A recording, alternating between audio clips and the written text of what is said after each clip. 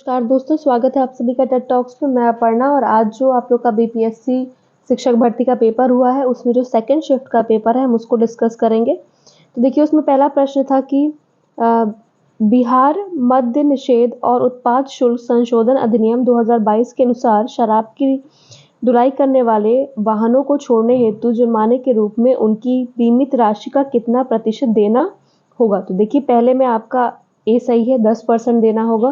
फिर अगला प्रश्न नंबर 2 है जो कि पूछ रहा है कि एयरबेस एवं बोइंग से मुकाबले के लिए किस देश ने C919 यात्री विमान बनाया है। तो इसमें आपका सही ऑप्शन नंबर बी, चीन ने बनाया है। फिर प्रश्न नंबर 3 में पूछा गया था कि कृतिराज सिंह किस खेल से संबंधित हैं। तो देखिए वो वेट लिफ्टिंग से संबंधित हैं, भारोत्तोलन से संबंधित हैं।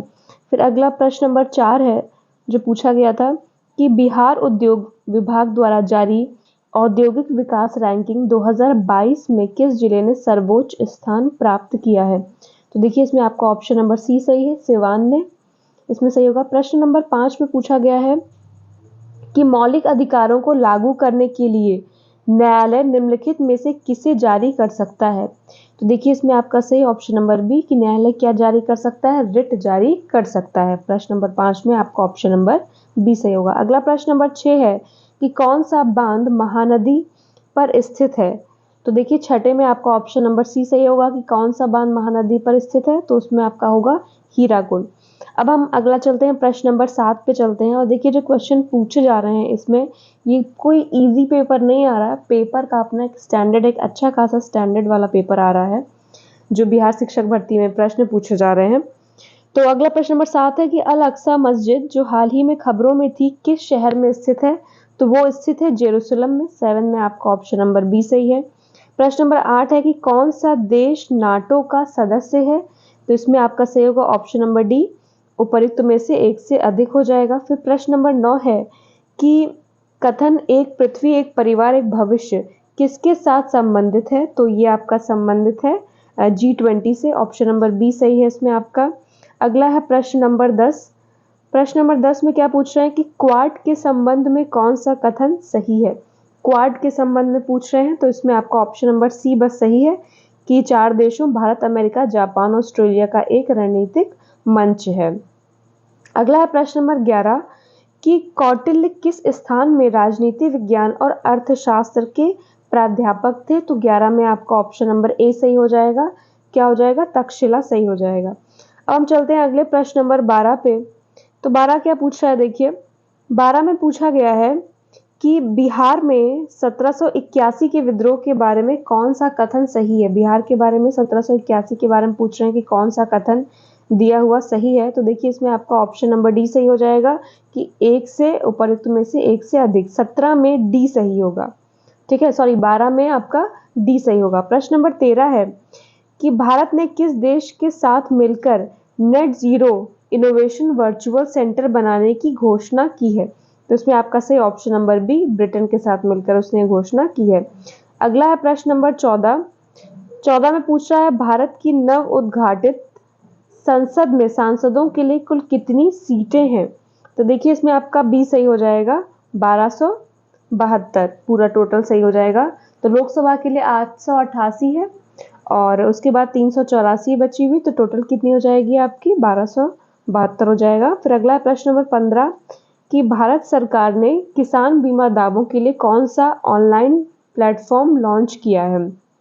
इसमें आपका सही option number A, digi claim platform launch किया है। प्रश्न नंबर 16 है कि नासा के मून टू मार्स प्रोग्राम के प्रमुख के रूप में किन्हें नियुक्त किया गया है। तो नियुक्त किया गया है अमित छत्री को। आपका ऑप्शन नंबर सी सही है प्रश्न नंबर 16 में। अब हम देखते हैं प्रश्न नंबर 17 को।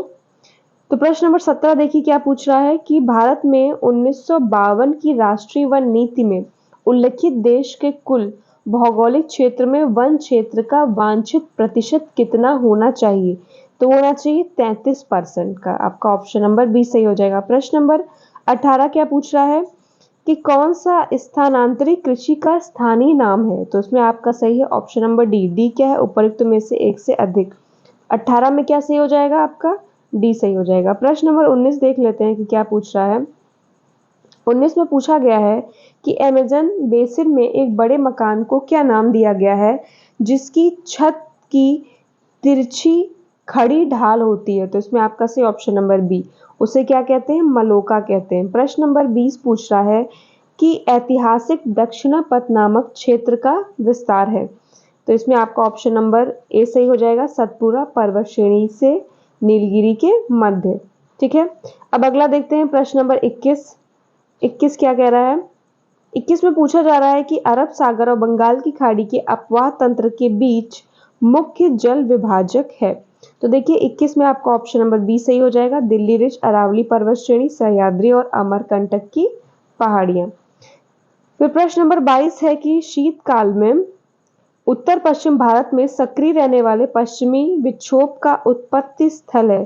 तो इसमें आपका सही हो जाएगा ऑप्शन नंबर ए, पश्चिमी एशिया का भूमध्य सागरीय तटीय क्षेत्र। अगला है प्रश्न नंबर 23। अब 23 में क्या पूछा गया है कि जीटी त्रिवार्ता के अनुसार भारत में एम प्रकार की जलवायु का क्षेत्र है। तो देखिए 23 में आपका सही हो जाएगा बी, पश्चिमी घाट सही हो जाएगा।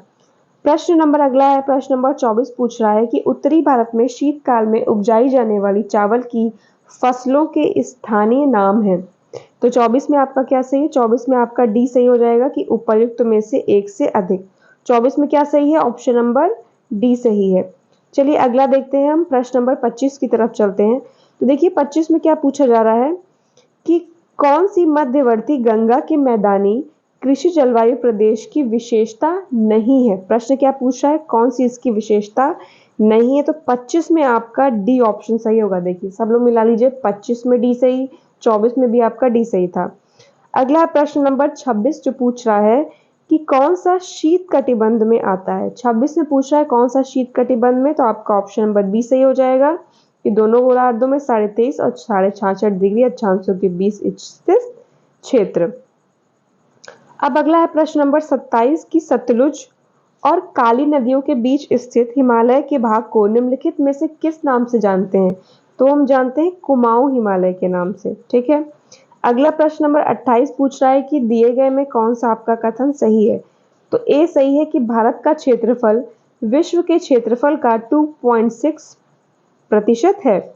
अब अगला हम देखते हैं प्रश्न नंबर 29 क्या दिया हुआ है।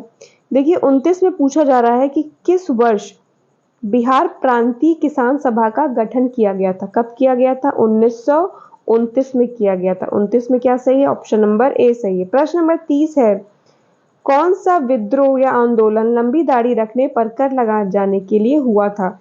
तो ये सही, इसमें आपका सी, फराजी आंदोलन था। ठीक है, 31 है, किस षड्यंत्र के मामले में 3 अंग्रेजों को साजिश करने के लिए कारागार में अवरुद्ध किया गया था? क्या सही होगा? मेरठ षड्यंत्र मामला।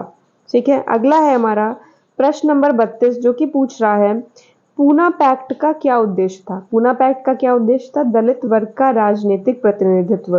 ठीक है, अगला है प्रश्न नंबर 33, प्रथम अखिल भारतीय कांग्रेस समाजवादी सम्मेलन कहाँ हुआ था? ये सम्मेलन कहाँ हुआ था? पटना में हुआ था। ऑप्शन नंबर सी सही है। प्रश्न नंबर 34 पूछ रहा है biography of Kunwar Singh and Amar Singh के लेखक कौन है? वो कौन थे? आपका ऑप्शन नंबर बी सही होगा, काली किंकर दत्त थे। अब चलिए हम प्रश्न नंबर 35 देख लेते हैं कि उसमें क्या पूछा गया है। तो देखिए 35 में पूछा जा रहा है कि सुभाष चंद्र बोस भारतीय राष्ट्रीय कांग्रेस के त्रिपुरी अधिवेशन में किसको हराकर अध्यक्ष बने थे? किसको उन्होंने हराया था? पट्टाभी सीतारमैया को। अगला प्रश्न नंबर 36 है, बी आर अम्बेडकर के विषय में क्या सत्य है? कई सारे ऑप्शन दिए, पूछ रहा है कौन सा सत्य है, तो इसमें डी सही होगा कि उपर्युक्त में से एक से अधिक। प्रश्न नंबर 37 है, इनमें से कौन समाचार पत्र न्यू इंडिया से संबंधित थे या थी? तो सही है आपका बी, एनी बेसेंट इससे संबंधित है। अगला है प्रश्न नंबर 38 पूछ रहा है कि भारतीय स्वतंत्रता संघर्ष के दौरान किसने स्वदेश बांधव समिति का गठन किया था? स्वदेश बांधव समिति का गठन किसने किया? अश्विनी कुमार दत्त ने किया था। ठीक है, प्रश्न नंबर 39 है, चंपारण नील आंदोलन के दौरान महात्मा गांधी के साथ कौन था? कौन था? उपर्युक्त में से एक से अधिक हो जाएगा। अब हम चलते हैं प्रश्न नंबर 40 की तरफ। 40 में पूछा जा रहा है किस स्थिति को अगस्त क्रांति 1942 के दौरान लिलितिगो ने पटना एवं इसके आसपास की भीड़ पर गोली चलाने का आदेश दिया था? तो 40 में आपका ऑप्शन नंबर ई सही है। 40 में क्या सही? ऑप्शन नंबर ई सही है। इनमें से कोई भी जो है वो सही नहीं है। चलिए अब अगला प्रश्न नंबर 41 देख लेते हैं। 41 में पूछा जा रहा है कि समुद्र पारी भारतीय नागरिकता OIC योजना भारत में निम्नलिखित में से किस अधिनियम द्वारा प्रारंभ की गई थी? 41 में आपका आंसर नंबर सी सही है, नागरिकता संशोधन अधिनियम 2003। 42 में पूछा जा रहा है कि कौन सा भारत में कठोर जाति व्यवस्था के लोप होने के मुख्य कारण के रूप में जाना जा सकता है? तो डी सही है कि उपरोक्त में से एक से अधिक। अब अगला है प्रश्न नंबर 43। भारत की केंद्रीय सरकार का पंचायती राज मंत्रालय निम्नलिखित में से किस वर्ष निर्मित हुआ था? निर्मित हुआ था 2004 में। ऑप्शन नंबर बी सही है। अब अगला प्रश्न देख लेते हैं। प्रश्न नंबर 44 पूछ रहा है कि इनमें से कौन विश्वास करता था कि एक साम्यवादी समाज भविष्य का प्राकृतिक समाज था?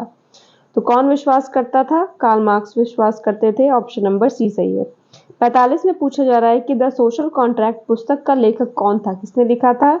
जीन जैक्स रूसो द्वारा लिखा गया है। प्रश्न नंबर 46 है कि निम्नलिखित आंदोलनों में से किसका भारतवर्ष के अंतर्गत बहुउद्देशीय परियोजनाओं के अंतर्गत शुभारंभ किया गया था? तो इसमें ऑप्शन नंबर डी सही है कि उपरोक्त में से एक से अधिक। अब हम चलते हैं प्रश्न नंबर 47 की तरफ।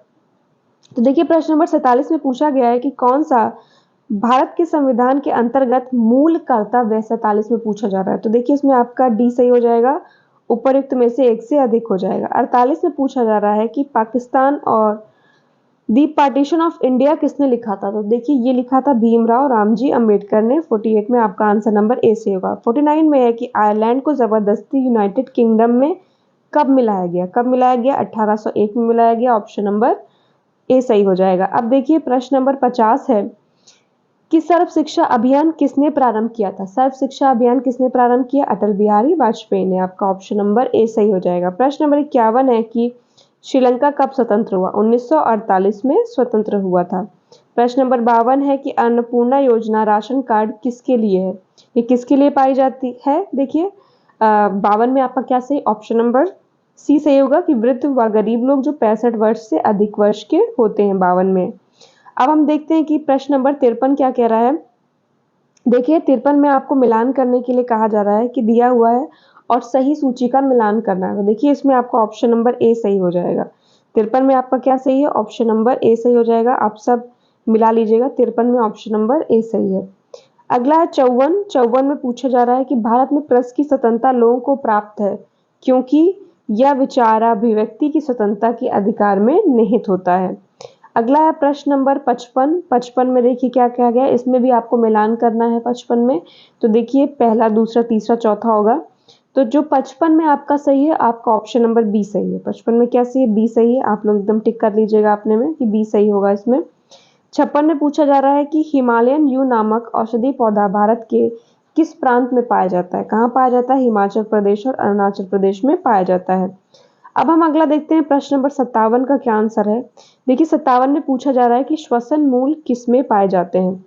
ठीक है, तो देखिए 57 में आपका डी सही हो जाएगा कि उपरोक्त में से एक से अधिक। प्रश्न नंबर 58 है कौन सा द्वितीय प्रदूषक है? तो इसमें डी सही है, एक से अधिक। फिर अगला है कि पारिस्थितिक तंत्र में ऊर्जा प्रवाह का 10% नियम किसने दिया था? लिंडमैन द्वारा दिया गया था। अगला प्रश्न है भारत में उष्णकटिबंधीय वर्षावन पाए जाते हैं। कहाँ पाए जाते हैं? उपरोक्त में से कोई भी नहीं। 60 में आपका हो जाएगा। अगला प्रश्न नंबर 61 पूछ रहा है कि भारत में मीथेन का मुख्य स्रोत पूछा जा रहा है। तो वो है धान का खेत। 62 में पूछा जा रहा है कि किस परत का तापमान सबसे कम होता है? तो वो होता है, किसका सबसे कम होता है? मध्य मंडल का होता है। 62 में एक हो गया। अब 63 में पूछ रहे हैं, देखिए प्रश्न नंबर 63 में क्या पूछा जा रहा है कि क्रमिक पोषी स्तर में विषाक्त पदार्थों की सांद्रता में वृद्धि को कहा जाता है? क्या कहा जाता है? जैव आवर्धन कहा जाता है। ऑप्शन नंबर बी सही है। 64 में पूछ रहे हैं कि कौन सा शुष्कतारंभी अनुक्रमण में अग्रगामी प्रजाति के रूप में कार्य करता है? तो इसमें आपका C option number C lichen सही हो जाएगा। 64 में आपका क्या सही हो जाएगा? लाइकेन सही हो जाएगा। अब 65 देख लेते हैं क्या पूछ रहा है। 65 में पूछा जा रहा है कि रामसर सम्मेलन किसके संरक्षण से जुड़ा है? तो वो जुड़ा हुआ है आर्द्र भूमि से।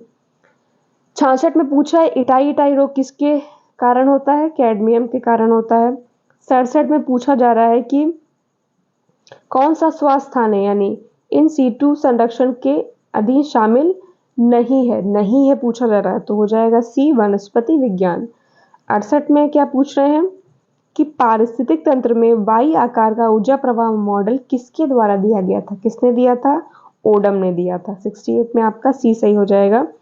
अब प्रश्न नंबर 69 क्या पूछ रहा है कि SO2 प्रदूषण सूचित होता है, क्या सूचित होता है? लाइकेन द्वारा। ऑप्शन नंबर ए सही है। 70 में पूछ रहा है कि सलीम अली पक्षी अभ्यारण्य स्थित है, ये कहाँ स्थित है आपका? ई, उपर्युक्त में से कोई भी नहीं होगा। 71 में पूछा जा रहा है कि IUCN का मुख्यालय कहाँ है? इसका मुख्यालय कहाँ है? स्विट्जरलैंड में है। प्रश्न नंबर 72 है कि एक पोषी स्तर से दूसरे पोषी स्तर में कितनी ऊर्जा अवशोषित होती है? कितनी होती है? 10% होती है। 72 में आपका ऑप्शन नंबर बी सही है। अब हम देखते हैं अगला प्रश्न नंबर 73 में क्या पूछ रहा है। देखिए, अब देखिए मैथ्स और रीजनिंग के क्वेश्चन स्टार्ट हो जाएंगे। तो देखिए 73 में आपका ए सही है, आप मिला लीजिए। 73 में ए सही होगा, 8 आंसर सही आ रहा है। फिर 74 में आपका जो है ए सही है, 100 जो है नहीं होगा। फिर 75 में आपका क्या सही होगा, फटाफट देख लेते हैं। 75 में आपका ऑप्शन नंबर ई सही है कि इनमें से कोई भी नहीं। ठीक है, आप लोग मिलाते चलिएगा अपना सारा। और अगला है प्रश्न नंबर 76। 76 में आपका सही है ऑप्शन नंबर बी, मदन करण का भाई है। फिर 77 में पूछा जा रहा है कि लुप्त अक्षर आपको ज्ञात करना था, तो इसमें ऑप्शन नंबर सी सही हो जाएगा, जे कॉमा ई। फिर 78 में पूछा गया है कि कितने त्रिकोण हैं, 78 में आपका सी सही हो जाएगा, 13 त्रिकोण है। फिर अगला है प्रश्न नंबर 79, चलिए फटाफट उसको भी देख लेते हैं। और प्रश्न बहुत अच्छी क्वालिटी के आए हैं, ऐसा कोई कह नहीं सकता कि बहुत इजी पेपर था, पेपर बिल्कुल भी इजी नहीं था। तो 79 में आपका ऑप्शन नंबर बी सही होगा। फिर 80 में है कि गलत संख्या ज्ञात करनी है, तो 80 में आपका ऑप्शन नंबर ए सही हो जाएगा, 872। फिर 81 में पूछा जा रहा है, 81 में देखिए आपका ऑप्शन नंबर ए सही हो जाएगा, 8। फिर 82 में क्या पूछा जा रहा है, फटाफट देख लेते हैं, हमें तो अभी सही आंसर ही जानना है। 82 में देखिए आपका सही हो जाएगा, ऑप्शन नंबर सी सही है। 82 में क्या सही है, ऑप्शन नंबर सी सही है। ठीक है, 3 सही होगा। फिर अगला है 83 में, 83 में आपका ए सही है। ठीक है, 84 में क्या पूछ रहा है, तो देखिए 84 में ई होगा, उपयुक्त में से कोई भी नहीं, जो भी आपको आंसर दिया गया है उसमें से कोई भी नहीं है। अब अगला प्रश्न नंबर 85 देख लेते हैं फटाफट। तो 85 में कौन सा सही है ये देख लेते हैं। 85 में आपका ऑप्शन नंबर सी सही है। क्या सही है? सी सही है। आप लोग अपना सब मार्क करते जाइए कितने मार्क्स आ रहे हैं आपके। और हो सकता है इसमें से कुछ जो है जल्दबाजी में कुछ गड़बड़ भी हो गए, तो आप लोग परेशान मत होइएगा, कुछ करेक्शन होगा तो आगे वो भी मैं बता दूंगी। तो 86 में आपका जो है बी सही होगा। 86 में क्या सही है आपका? बी सही हो जाएगा। फिर 87 में क्या सही है, फटाफट देख लेते हैं। देखिए 87 में जो पूछा जा रहा है कि 4 बच्चों के बीच कुछ वस्तुओं को बांटना है, तो 87 में आपका आंसर नंबर बी है, कुल वस्तुओं का 3/8। क्या सही है? आपका ऑप्शन नंबर बी है। फिर प्रश्न नंबर 88 में पूछा जा रहा है, इसमें ई सही होगा कि उपयुक्त में से कोई भी नहीं। 88 में आपका ई सही है। चलिए अब अगला प्रश्न देख लेते हैं। 89, 89 में क्या सही है?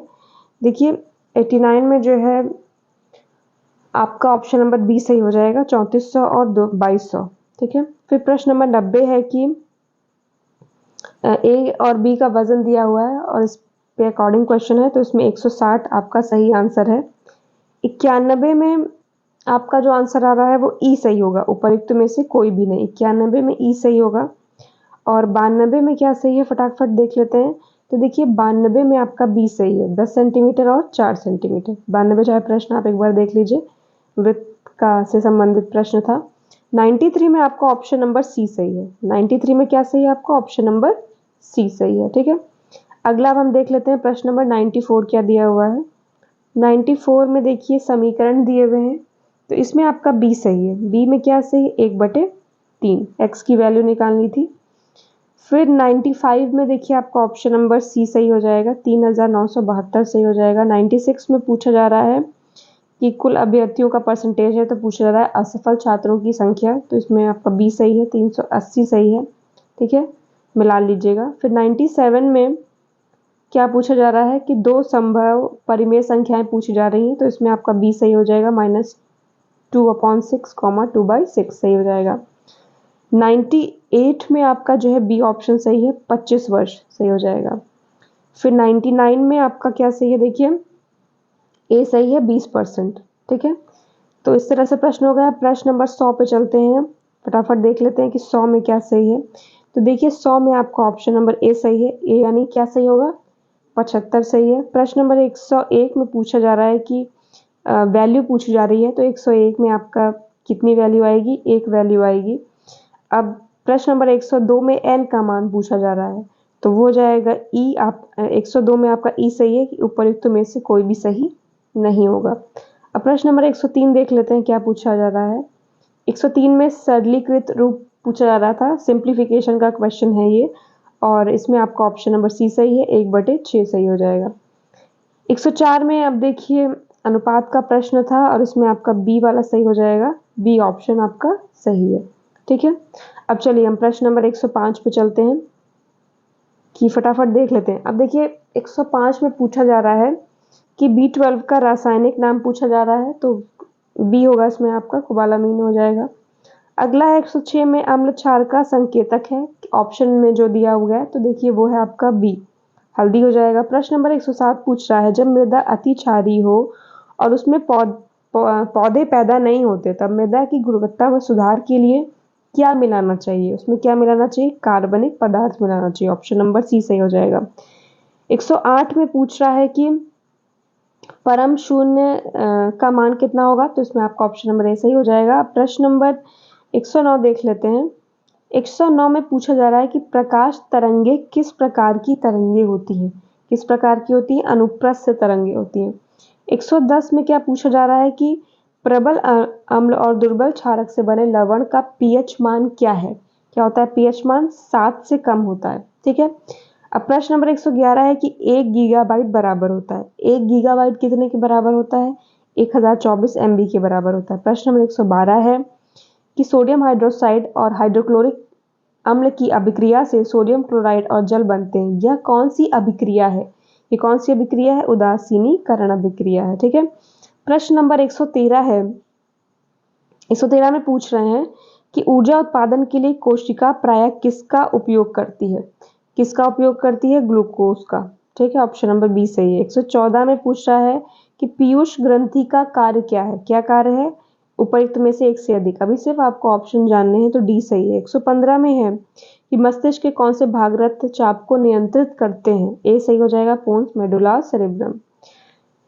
116 में पूछा जा रहा है भू स्थिर उपग्रह घूमता है, कहाँ घूमता है, स्थिर ऊंचाई पर। ठीक है, ऑप्शन नंबर बी सही हो जाएगा। 117 में पूछा जा रहा है कि प्रिज्म द्वारा सफेद प्रकाश के परिक्षेपण में कौन सा रंग अधिकतम विचलित होता है, अधिकतम विचलित कौन सा रंग होता है, यह भी फर्स्ट शिफ्ट में भी पूछा जा चुका है, बैंगनी सबसे ज्यादा विचलित होता है, सबसे कम लाल होता है। 118 मेघ गर्जन के समय क्या सुरक्षित है निम्नलिखित में से, तो देखिए इसमें आपका ई हो जाएगा, उपयुक्त में से कोई भी नहीं। 119 है कि स्वतंत्र रूप से पृथ्वी के गिरते हुए निकाय की कुल ऊर्जा क्या होती है, तो देखिए वो बढ़ती है, ऑप्शन नंबर बी सही हो जाएगा इसमें आपका।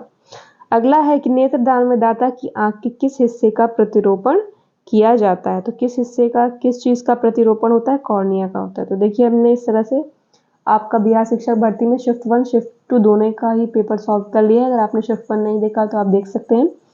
तो फिर हम आपसे मिलते हैं कल, आपका जब लैंग्वेज का पेपर हो जाएगा उसके बाद मिलते हैं। तो सारे ही जितने भी आपके पेपर हो रहे हैं सभी का एनालिसिस हम कराएंगे। तो आपने अगर अभी तक चैनल सब्सक्राइब नहीं किया तो सब्सक्राइब कर दीजिएगा। ये वीडियो आपको अच्छी लगी हो तो लाइक कर दीजिएगा। हम आपसे मिलते हैं कल अपने अगले जो एग्ज़ाम होगा उसकी एनालिसिस के साथ। तो अगर आपका कल आप पेपर है तो आप